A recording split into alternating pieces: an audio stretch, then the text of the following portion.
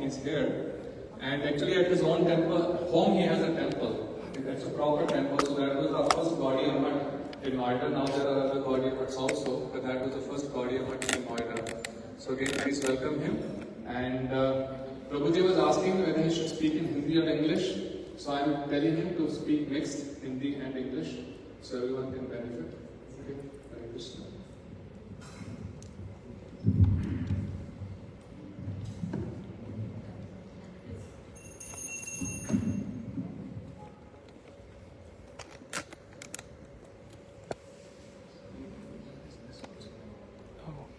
Stand तो नहीं है लेकिन प्रभु जी हमारे पास, इसी पे लगा दूँ क्या? फिर एक ही स्टैंड है, आपके पास स्टैंड है? या तो यहाँ पे रख दीजिए किताब के सामने।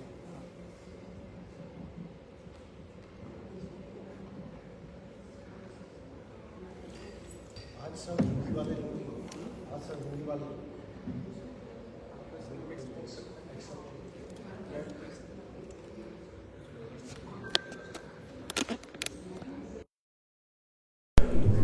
गुरुवे गौरचन्द्राय राधिकाय तदालये तद्भक्ताय नमो नमः। वाञ्छाकल्पतरुभ्यश्च कृपासिन्धुभ्यैव च पतितानां पावनेभ्यो वैष्णवेभ्यो नमो नमः। भक्त्या विहीनय अपराधलक्ष्ये क्षिप्तश्च कामादितरङ्गमध्ये कृपामयि त्वाम् शरणं प्रपन्ना वृन्दे नमस्ते चरणारविन्दं वृन्दे नमस्ते चरणारविन्दं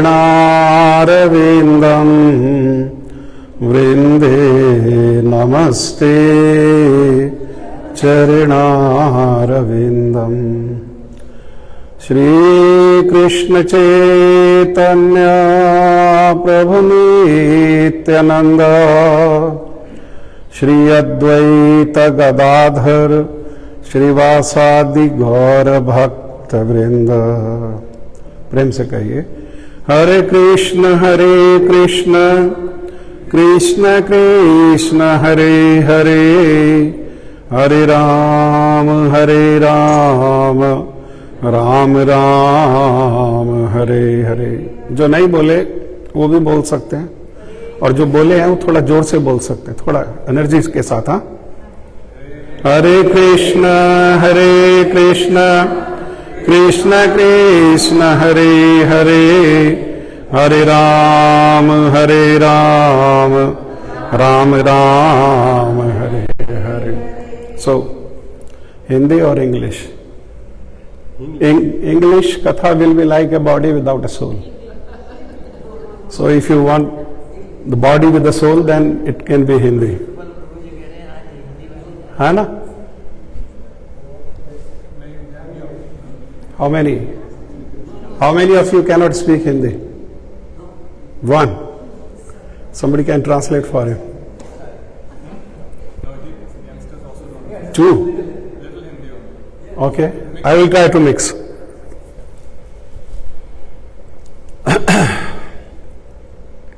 Ramchandra Prabhuji can translate. There are two devotees who cannot understand Hindi. दो भक्त हैं जो हिंदी नहीं समझ पाते।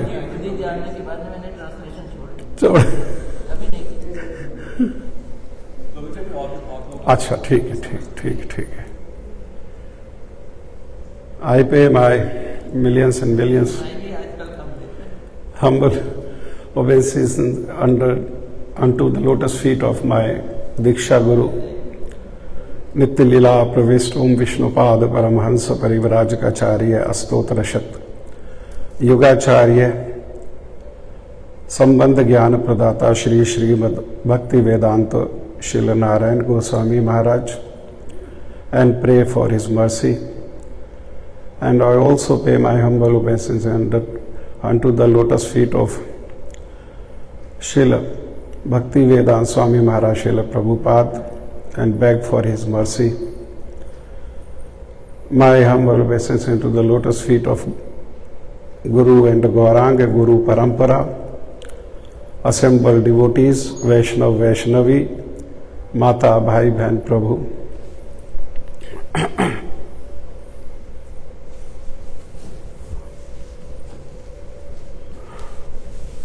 शुरू करते हैं हिंदी से बीच में, है ना।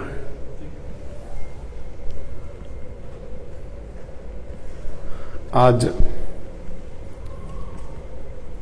बड़े दुख के साथ एक सूचना प्राप्त हुई कि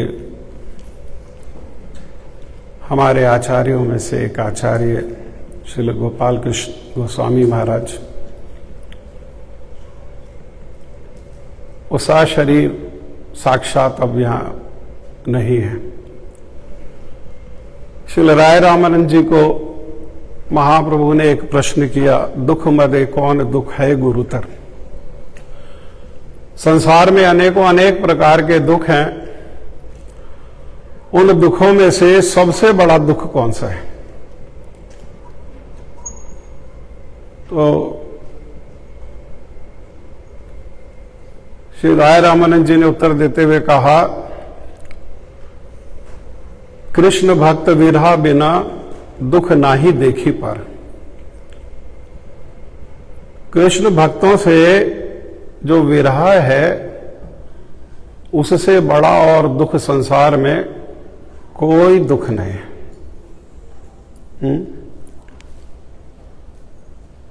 तो हम उनके चरणों में हमारे शब्दांजलि, पुष्पांजलि हम उनके चरणों में समर्पित करते हैं। और उन्होंने पूरा जीवन हमने कभी उनको बैठे हुए नहीं देखा। बहुत समय पहले से उनको हार्ट ट्रबल था, हॉस्पिटल गए, हॉस्पिटल से आए और next morning mangal aarti he'll be doing puja, he'll be doing aarti. Janmashtami के दिन हमारे विष्णु प्रभु बता रहे थे, सुबह मंगल आरती वृंदावन में और सुबह की भागवत क्लास दिल्ली में और शाम को जन्माष्टमी का उत्सव बॉम्बे में। पूरा जीवन पर्यंत इतना एज होने के बाद भी वो महाराज को मिलना है तो मिनट्स के हिसाब से उनको मिलना पड़ेगा, वरना पता लगेगा कि वो अभी तो थे, अभी तो निकल गए, कुरुक्षेत्र चले गए। कुरुक्षेत्र फॉलो करते हुए जाओ तो पता लगेगा लुधियाना चले गए। तो जीवन पर्यंत जो है उन्होंने वो सेवा किया, कितने भक्तों को भक्ति में लाए, कितने भक्तों को हरिनाम से उन्होंने परिचय कराया, कितने भक्तों के हाथ में तुलसी माला को पकड़ाया। हम उनके ऋणी हैं। गुरुजी एक बात को हमेशा बोलते थे कि भक्ति में हमें जिसने थोड़ा भी सहायता किया है, हम जीवन पर्यंत उनके ऋणी हैं। उनके ऋण को नहीं भूलना चाहिए। मैं परसों शाम को विष्णु प्रभु के घर में आया और उनके मंदिर में गया, तो उनके मंदिर में मैंने एक विशेष बात को देखा जिसको देख करके मुझे बहुत प्रसन्नता हुई। और गुरु जी के यही जो शब्द है, ये शब्दों का स्मरण हुआ कि वहां ठाकुर जी भी है, गिरिराज जी भी है, गुरु परंपरा भी है, श्रील गुरुदेव भी है, लेकिन साथ ही साथ वो श्री गोपाल कृष्ण महाराज जी को नहीं भूले, उनकी छवि भी वहां है। अर्थात ये गुरु जी का जो दिया हुआ सिद्धांत है। हाँ, हम लोग कहते तो है गुरु जी गुरु जी गुरु जी गुरु जी, हमने गुरु जी से ये सुना, हमने गुरु जी से वो सुना, लेकिन किसने कितना सुना या गुरु जी को कोई कितना जानता है? तो जितना जीवन में अपने आचरण में जिसने गुरुदेव को धारण किया है, बस उतना ही उसने समझा है और उतना ही गुरु जी को जानता है। बोल सकते हैं पहाड़ जैसा, लेकिन बोलना प्रमुख नहीं है, बोले थोड़ा भी बोलने से काम चल जाएगा, लेकिन जो गुरुजी ने बोला है उनके विचार को अपने जीवन में कितने परिमाण में किसने धारण किया है, उतने ही परिमाण में वो गुरुजी को जानता है, उतने ही परिमाण में उसकी गुरुजी के चरणों में श्रद्धा है। क्योंकि गुरु पूजा में तो हम कहते हैं हर रोज तोते के जैसे रटते तो हैं, कहते तो हैं, but I think we don't really mean it. गुरु मुख पद्म वाक्या चिते करिया क्या और न करी हो मने आशा, है ना, कहते तो हैं, लेकिन वो बात समझ में किसके आई, किसका कहना है, किसके कहने को गुरुजी सुन रहे हैं? जिन्होंने वाकई गुरुमुख पद्म वाक्य से, गुरुजी के मुख से निकले हुए जो वचन है उसको अपने जीवन में धारण करने का कम से कम प्रयास तो किया। हो पाया नहीं हो पाया, रिजल्ट हमारे कंट्रोल में नहीं है, लेकिन किसने कितना प्रयास किया, बस उतने परिमाण में ही उसके जीवन में गुरुजी का प्रवेश है, वो या गुरुजी के चरणों में उसका उतने परिमाण में ही प्रवेश है। बाकी जो हम कहते हैं वो लिप एक्सरसाइज है या वो बोझ है, जिस बोझ का किसी को कोई लाभ नहीं है। जैसे गधा बोझ ढोता है, लेकिन उस बोझ को ढोने का गधे को कोई लाभ नहीं है, ऐसे ही उस बोझ को जो है ढोने का कोई लाभ नहीं। वो ज्ञान कैसा है, वो रटा हुआ है और वो बोझ के जैसे है। एक दो बातें मेरे को प्रभु जी ने कहा कि कुछ जनरल बोलना, तो मैं तो वैसे ही साधारण व्यक्ति हूं, ज्ञानी लोग तो बहुत आते हैं यहाँ पर, है ना, और मेरे तो भाषा भी साधारण है और विचार भी साधारण है। तो श्रील भक्ति विज्ञान भारती गोस्वामी महाराज जी वो एक समय बता रहे थे कि एक व्यक्ति, वो बड़ा धनाढ्य था, बहुत धनी व्यक्ति था, बहुत ऐश्वर्य, बहुत वैभव और शरीर भी बड़ा स्वस्थ, और घर में बड़ी सुंदर गृहिणी, बड़ी गुणवान गृहिणी, आज्ञा को पालन करने वाले बच्चे, किसी चीज का जीवन में कोई अभाव नहीं था। और 50 साल निकल गए, कभी कोई रोग भी नहीं हुआ 50 वर्ष में। लेकिन 50 साल जब हो गए तो एक दिन उनको सांस लेने में कुछ समस्या हुई। सांस लेने में जब समस्या हुई तो बेटों ने हॉस्पिटल में ले जाकर के उनको रख दिया। हॉस्पिटल में गए तो डॉक्टर्स ने उनको ऑक्सीजन लगा दिया और 2 दिन ऑक्सीजन लगा करके रखा और 2 दिन के बाद छुट्टी कर दिया। और जब छुट्टी किया तो एक बिल भी पकड़ा दिया उनको, बिल भी हाथ में दे दिया 50,000 रुपया का। तो वो बिल को देखा तो देख करके वो सेठ जी रोने लगे। तो डॉक्टर्स ने सोचा कि ये बिल ज्यादा लग रहा है इनको, तो इसीलिए रो रहे हैं, इनको कुछ डिस्काउंट दे दो। तो उन्होंने 20% जो है उसमें 20% उसमें डिस्काउंट दे दिया। Okay, discount 10,000 rupees. अब बिल 40,000 रुपया का रह गया। बिल दिया तो बिल को देख करके सेठ जी फिर रोने लगे। तो डॉक्टर्स ने कहा बाबा आप क्यों रो रहे हो? अरे बीमार थे तो आप बच्चे हॉस्पिटल ले आए टाइम से आपको, अब 2 दिन में आपका ट्रीटमेंट हो गया, आप स्वस्थ हो, और 2 दिन तो घर से अलग रहे, अब तो घर भी जा रहे हो, और बिल भी तो हमने 20% डिस्काउंट देकर के कम कर दिया, तो रो क्यों रहे हो? तो उन्होंने बड़ा हृदय स्पर्शी बात कहा। उन्होंने कहा कि 50,000 का बिल है, मैं इसलिए नहीं रो रहा। अगर 1 लाख रुपया का भी बिल होता तो मैं दे देता, कोई प्रॉब्लम नहीं थी 1 लाख रुपया के बिल में। Then why are you crying?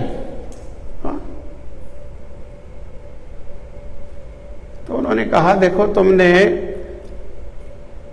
मुझे 2 दिन हॉस्पिटल रखा ऑक्सीजन दे करके और बिल दिया 50,000 रुपया का। मेरे प्रभु ने मुझे 50 साल ऑक्सीजन दे करके रखा और आज तक उसने कोई बिल भी नहीं भेजा, हाँ, तो फिर रोने की क्या बात है? अरे कोई बिल नहीं भेजा तो बिल कोई देना भी नहीं है, कोई लायबिलिटी नहीं, तो क्यों रो रहे हो फिर? तो कहने लगे मैं अपनी नीचता पर रो रहा हूं कि मेरी नीचता यह है कि 50 साल लगातार भगवान सेवा करते रहे मेरी, मैं तो सो भी गया, सोने के बाद भी 24 घंटे में से 24 घंटा भगवान सेवा करते रहे, और मैंने उनको जाकर के एक बार भी थैंक यू नहीं बोला। मैं इसलिए रो रहा हूं, हाँ, I am not a gentleman, since being grateful is a gentleman's quality, and I was never ever grateful to Krishna, that's the reason I am crying. तो ये मंदिर आना, भगवान के लिए मंदिर आते तो खाली हाथ नहीं आना चाहिए। जैसे अपने रिलेटिव्स को मिलने जाते हैं, फ्रेंड्स को मिलने जाते हैं, तो खाली हाथ नहीं जाते। साधु को और भगवान को मिलने जाए तो खाली हाथ नहीं आना चाहिए। ऐसा नहीं है बहुत कीमती चीज लेकर के आनी है, भगवान को कीमती चीज से इंप्रेस नहीं किया जा सकता। ला सकते हैं श्रद्धा के साथ, अच्छा है, अगर नहीं ला सकते हैं तो कोई फूल लेकर के आ सकते हैं, नहीं फूल नहीं ला सकते तो कोई तुलसी पत्ता लेकर के आ सकते हैं, कुछ जल लेकर के आ सकते हैं। हाँ, ये सब क्या है? भगवान को श्रृंगार करना, भगवान को परिक्रमा करना, भगवान को आरती करना, भगवान को भोग लगाना, भगवान की महिमा कीर्तन करना, ये सब क्या है? ये सब भगवान को धन्यवाद देना,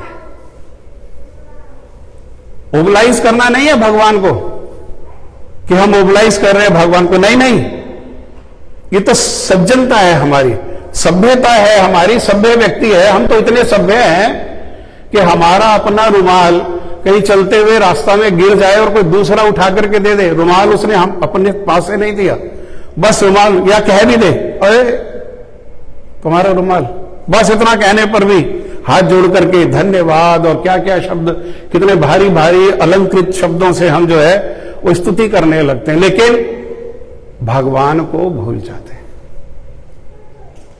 हमारे जीवन के लिए जो भी आवश्यकता है वो कोई साइंटिस्ट ना बनाता है, ना कोई फैक्ट्री बनाती है। हमारे जीवन के लिए जितनी आवश्यकता है वो सब हमको फ्री में भगवान से मिलता है, भगवान के अलावा कोई नहीं देता।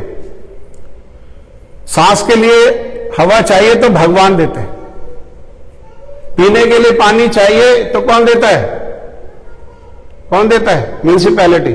म्यूनिसिपैलिटी पानी बनाती नहीं है, बस उसको पाइप लगा के हमारे घर में दे देती है, उसको महीने के महीना बिल देते हैं, लेकिन जिसने पानी बनाया उसको भूल जाते हैं।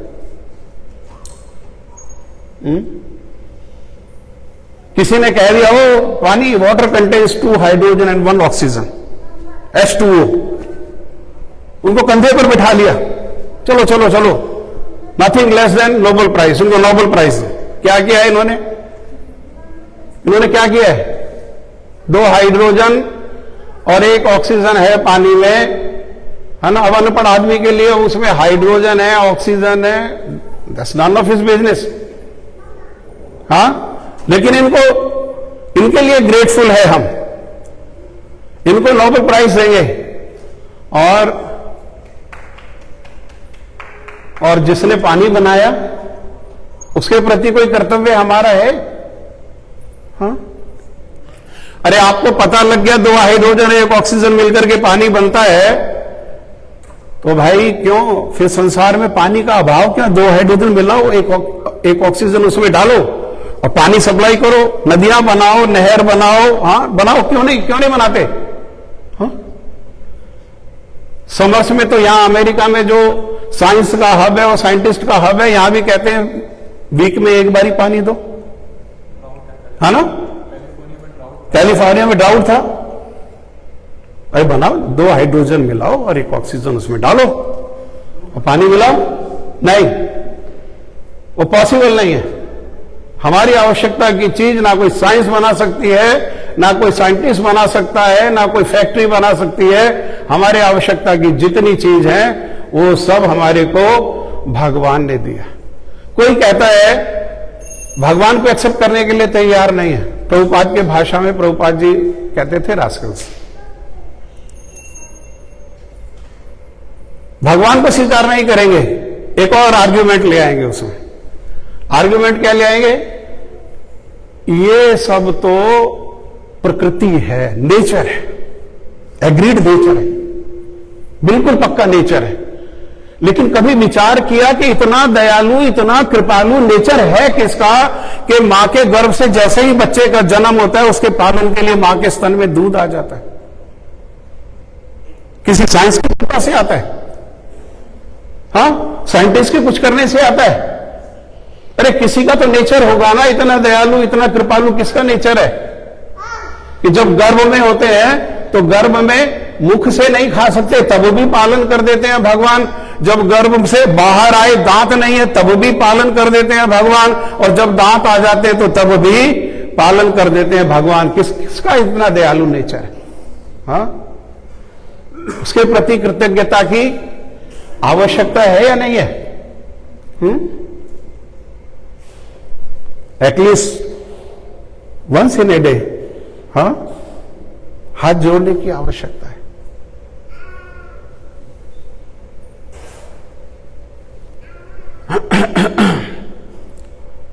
यही साधारण सी जो बातें हैं, सुनने में कैसी लगती है? बिल्कुल साधारण लगती है।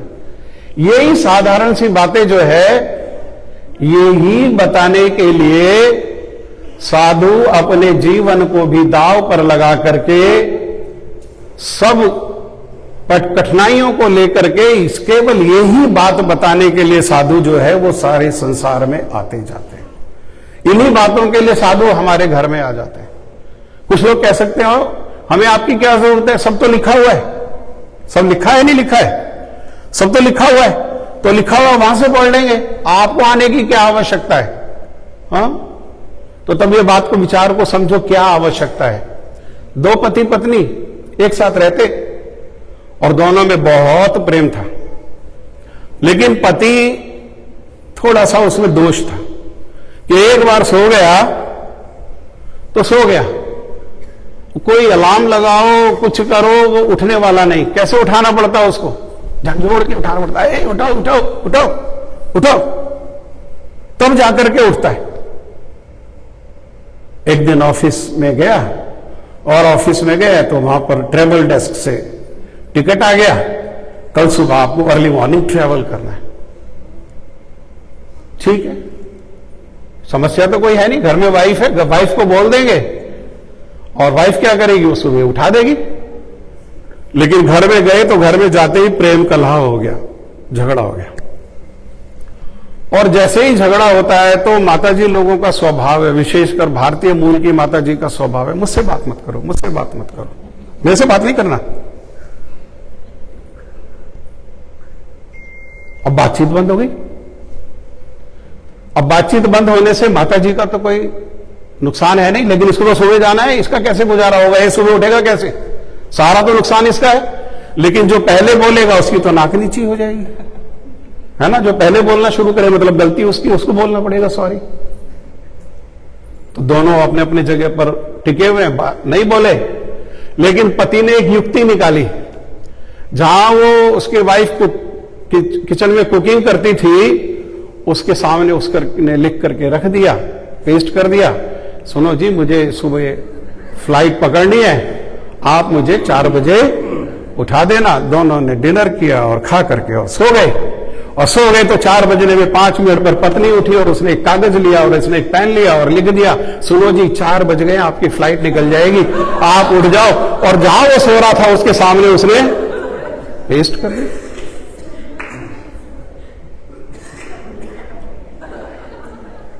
लिखा हुआ था नहीं था? लिखा हुआ था या नहीं था? हां, फ्लाइट पकड़ी गई, फ्लाइट पकड़ी गई। लिखा हुआ था नहीं लिखा हुआ था?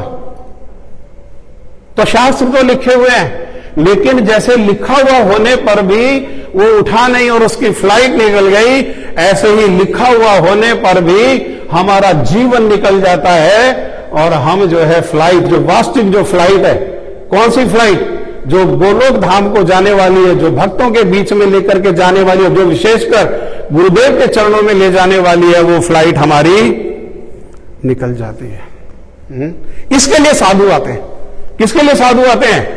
सोए हुए जीवों को कैसे सो रहे हैं? तो श्रील भक्ति विनोद ठाकुर कह रहे हैं आंखें खुली हुई हैं लेकिन माया की गोदी में सर रख करके सो रहे हैं। तो साधु किस लिए आते हैं? जीव जागो जीव जागो, गौर चांद बोले कत निद्र जाओ माया पिशाचीर को ले, हरे कृष्ण कृष्ण कृष्ण। आप भी बोल सकते हो, मुझे ही बोलना ऐसा जरूरी नहीं है। हरे राम राम राम हरे हरे, राधे राधे गोविंद गोविंद राधे राधे राधे गोविंद गोविंद। हम माया की गोदी में सर रख करके खुली आंखों से सो रहे हैं। सोने का अर्थ क्या है? सोने का अर्थ है जो भागवत में बिल्कुल प्रारंभ में कहा, मंदा। मंदा मतलब आलस्य। आलस्य संसार के प्रति आलस्य नहीं है। संसार में अगर हमको मैटनी शो देखने के लिए जाना हो, मान लो 3 बजे शो शुरू होता है और 6 बजे तक है शो, तो $10 की टिकट आती। कितना? $10 की टिकट आती। कितने की आती टिकट? कौन देखता सिनेमा? अब कोई नहीं बोलेगा। चलो $10 की आती है टिकट। तो $10 का टिकट लेकर के 3 बजे हमको शो देखना है, तो कितने लोग ऐसे हैं जो 3:30 बजे पहुंचेंगे? हाथ खड़ा करो। हाँ, कितने लोग ऐसे हैं जो 3:30 बजे पहुंचेंगे? हाथ खड़ा करो। हाँ, एक भी नहीं। और अगर मंदिर में प्रोग्राम 11:30 बजे से है, तो कितने बजे पहुंचना है हमको जरूरी है? 12, 12:30, or maybe close to 1. That time prasadam starts. हाँ, ये क्या है? यही है खुली आंखों से हम लोग क्या कर रहे हैं? माया की गोद में सर रख करके सो रहे हैं। साधु आकर के कहता है जीव जागो जीव जागो। समय नहीं है भाई तुम्हारे पास। वो समय आए, कब? कौन सा समय आए? राजा कुलशेखर कह रहे हैं प्राण प्रयाण समय कफवात पित्ते। वो समय आए, उस समय के पहले। संसार में कोई नहीं सिखाएगा, संसार में कोई नहीं बताएगा। संसार तो स्वार्थ में है। You scratch my back, I scratch yours. बस ये बिजनेस है, इसको ही संसार कहते हैं। इसके अलावा और कुछ संसार नहीं है। केवल साधु आकर के बोलेगा, कड़वा लगने पर भी हमें कड़वा लगेगा, ओ ये तो डेथ की बात कर रहा है, ये तो मृत्यु की बात कर रहा है। साधु आकर के बोलेगा तुम्हारे पास समय नहीं है, मर जाओगे। अभी समय रहते या वो समय आने के पहले जब कंठ अवरुद्ध हो जाएगा, भगवान का नाम नहीं निकलेगा, जब स्मरण नहीं रहेगा, तब उसके पहले क्या करो? उसके पहले भगवान का भजन करो। संसार में कोई नहीं बताएगा। मां नहीं बताती, पिता नहीं बताता, पति नहीं बताता, पत्नी नहीं बताते। संसार के लोग कब बोलेंगे? संसार के लोग जब शरीर छूट जाएगा तब बोलेंगे राम नाम सत्य। और जीवन रहते पढ़ाई, नौकरी, बिजनेस, परिवार, बच्चे।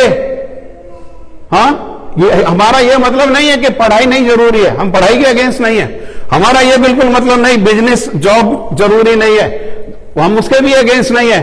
फैमिली के भी अगेंस्ट नहीं है। फैमिली के अगेंस्ट तो कैसे हो सकते हैं? हाँ, क्योंकि साधु तो दोनों ही है। एक विरक्त साधु और एक गृहस्थ साधु है। एक घर में रहने वाला भी साधु है और जो घर से बाहर रह रहा है वो भी साधु है। दोनों में कौन कितना साधु है, दोनों में कौन कितना बड़ा साधु है? जिसका जितने परिमाण में मन भगवान में लगा हुआ है वो उतना ही बड़ा साधु है।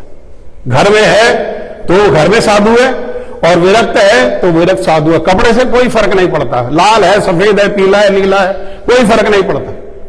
लाल कपड़ा भी पहना और मन भगवान में नहीं लगा तो कोई, वो क्या है फिर? वो बाहरी श्रृंगार ही है।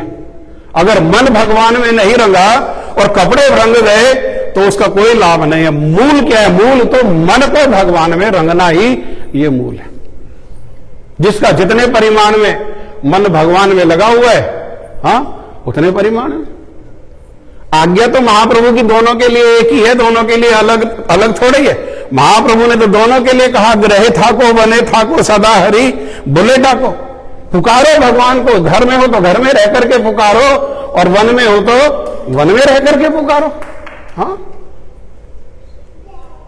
आज सुबह मैं बता रहा था आरती दीदी को, श्रीमद् भागवतम में श्री नारद जी अपना चेला प्रहलाद महाराज जी की महिमा को सुना रहे हैं पांडवों को। हाँ, और पांडवों को सुनाया तो उसके संदर्भ में मैंने बताया कि महाप्रभु ने जगन्नाथपुरी में श्री हरिदास ठाकुर जी से पूछा कि हरिदास, साधु कौन है? हाँ, साधु कौन है? तो उन्होंने नहीं कहा कि वैष्णव साधु है, उन्होंने कहा जो कार्ष्णी है, जो कृष्ण भक्त है, वही साधु है। उसको छोड़ करके और कोई साधु नहीं है। एकमात्र जो कृष्ण भक्त है वही साधु है। और ये साधु दो प्रकार के हैं, एक गृहस्थ साधु और एक विरक्त साधु। तो जिस समय श्री नारद जी ने प्रहलाद महाराज जी की महिमा को सुनाया तो युधिष्ठिर महाराज तो कहने लगे कि ये देखो प्रहलाद महाराज की कैसी महिमा है, कैसे श्रेष्ठ भक्त हैं, कैसी निष्ठा है उनकी भगवान के चरणों में। हम तो ऐसे श्रेष्ठ नहीं, हम तो घर में रहते, हम तो गृहस्थ हैं। तो अब नारद जी ने कहा, अरे जितना तुम श्रेष्ठ हो इतना श्रेष्ठ तो भक्त कोई है नहीं। तुमने क्या किया है? तुमने तो प्रेम से कृष्ण को अपने अधीन कर रखा है, बांध रखा है। हाँ, स्वयं भगवान श्री कृष्ण ब्रह्मा जी को भागवत जी की महिमा सुनाते हुए कहते हैं कि जो भक्त मेरी महिमा को कीर्तन करते हैं मैं उनके अधीन हो जाता हूं, उनसे बंध जाता हूं। कैसे? तो उदाहरण देते हुए कहा, जैसे एक सधवा स्त्री अपनी सेवा और प्रेम से अपने पति को बांध लेती है ना। पति कैसा है? बंध जाता है।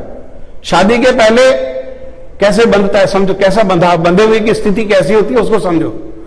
शादी से पहले माता पिता कहते हैं बेटा को कि बेटा हम ये करने वाले हैं, तुम्हारा क्या निर्णय है? तो कहता है मेरे से ना बात किया करो, जो आपका निर्णय वही मेरा निर्णय, आपसे अलग मेरा स्वतंत्र निर्णय कुछ नहीं है।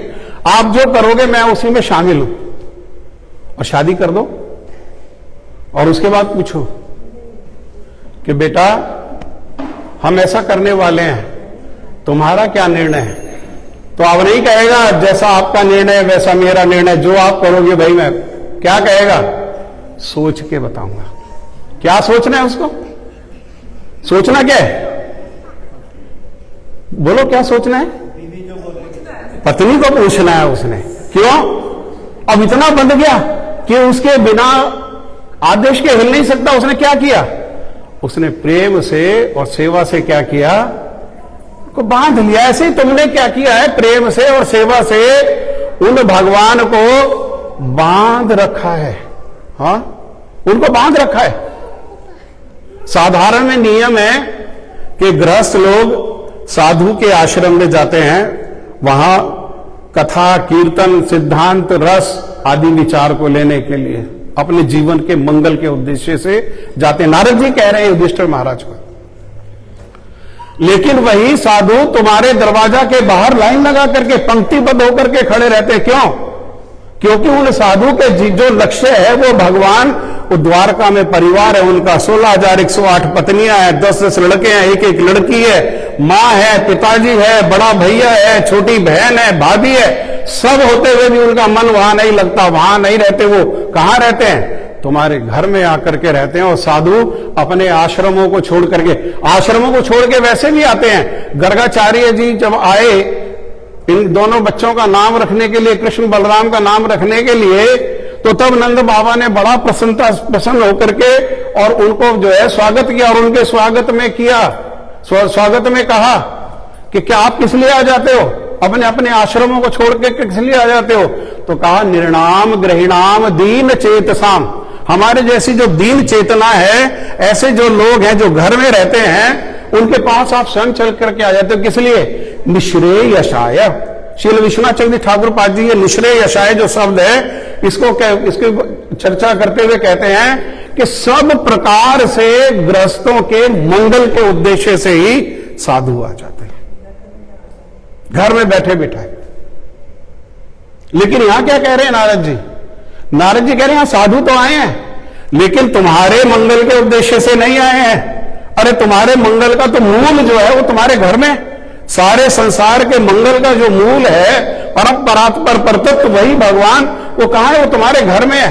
तो साधु पंक्तिबद्ध होकर के खड़े हुए हैं अपने स्वार्थ के उद्देश्य से, कि उनके जो जीवन का जो मूल है वो कभी आते जाते एक झलक उनको दर्शन हो जाए।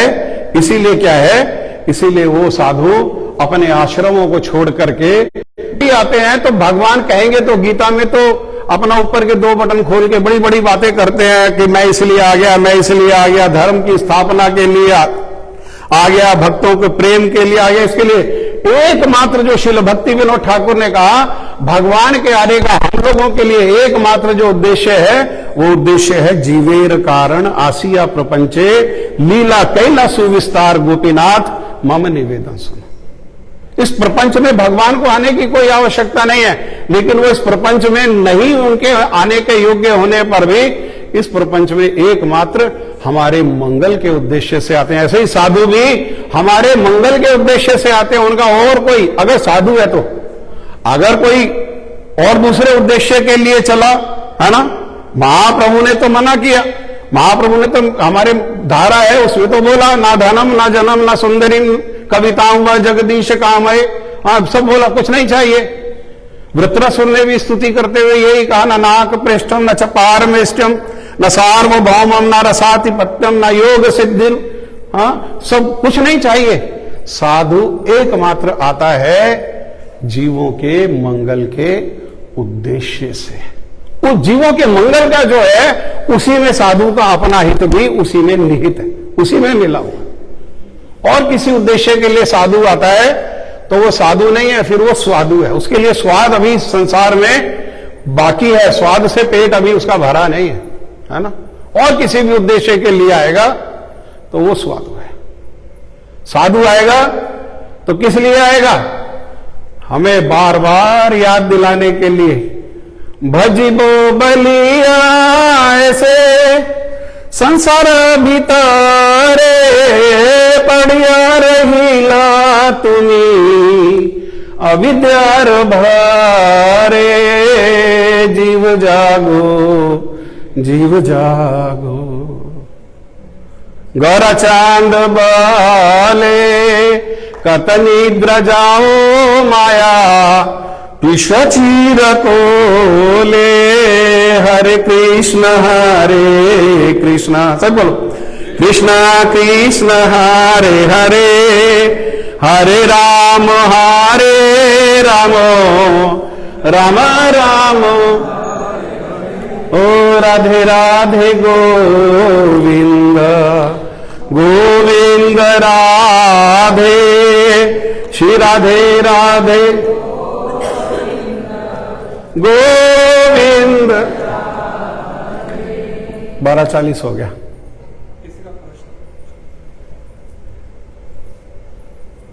भजी वो बलिया ऐसे संसार भीतरे, तुम संसार में आए एक बात को कह करके, बली बोल करके आए।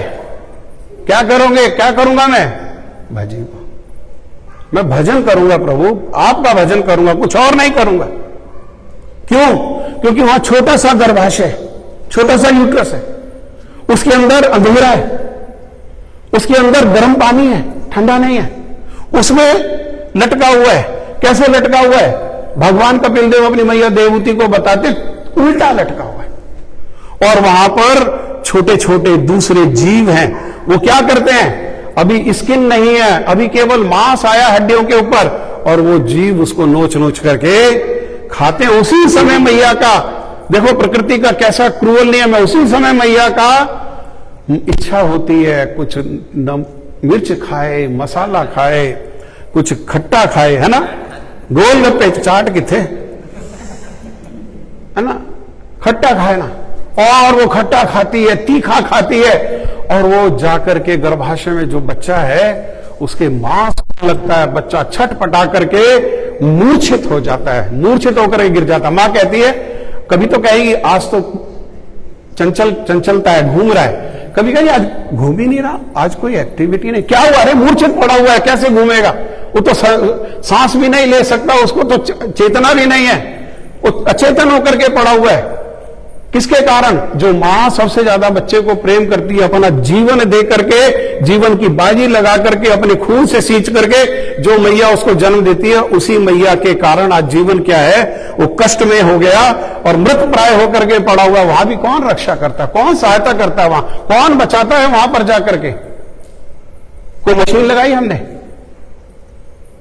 हाँ, साइंस ने कोई रोबोट भेजा वहां जाकर के, कौन रक्षा करता है, भगवान रक्षा करते हैं। उन्हीं भगवान से कहता है, प्रभु यहां तो मल मूत्र है, मज्जा है, मांस है, गंदगी है, बदबू है, मैं बहुत कष्ट में हूं, मुझे बाहर निकालो। क्या करेगा बेटा बाहर जाकर के, बाहर जाने लायक ये स्थिति अच्छी है, क्यों अच्छी स्थिति है, इस स्थिति को सुखदेव गोस्वामी पाद नहीं छोड़ के आना चाहते थे। क्यों सुखदेव गोस्वामी पाद मैया के गर्भ में, क्योंकि इस स्थिति में भगवान का भजन होता है, भगवान का स्मरण होता है। जिस परिस्थिति में भगवान का स्मरण होता है, उससे अच्छी स्थिति कोई दूसरी हमारी नहीं होती, क्योंकि संसार में सारी विपत्ति जो है, जितनी भी विपत्ति है, उसका मूल है भगवान को भूल जाना, और संसार में जितनी संपत्ति है उसका मूल है भगवान का स्मरण।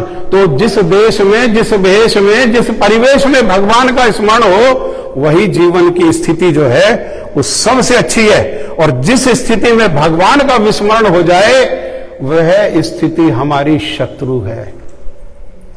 तो बेटा यहां गर्भ में तुम्हें भजन स्मरण हो रहा है भगवान का, बाहर जाओगे तो बाहर भूल जाओगे, नहीं, इस बार नहीं, last chance, last one more chance, this is last promise, I promise, no other business except your kirtan, except your bhajan, Prabhu please please please, ऐसा बोल करके आए। और बाहर आते ही मां माया को घुसा देती है बच्चे के साथ। बच्चा अभी आंखें भी नहीं खुली, बेटा मामा, बेटा बाबा, बेटा नाना, बेटा पापा, चाचा, सब माया ही माया घुसा देती। वो देख रहा है कि अभी तो मैं किसी का बाबा था, अब ये मेरा एक बार बाबा आ गया, हाँ, अभी तो मैं बाबा था, बुढ़ा होकर के गया।